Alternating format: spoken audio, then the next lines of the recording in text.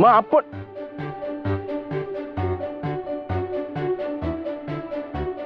आपण फ्रेंड्स नाही होत ना.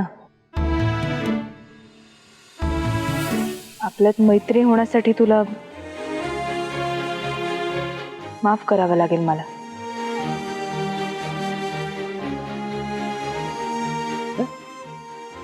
हे बघ, तू माई साहेबांसमोर माझी बाजू घेतलीस, मला सांभाळून घेतलं, सगळं मान्य आहे. पण तू मनापासून माफ नाही केलंस मला. मी मारलं तुला,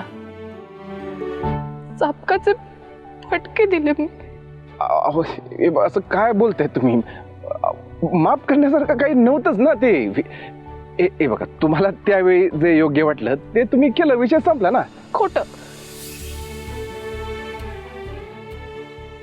चिडला होतास माझ्यावर, तू रागावला होतास.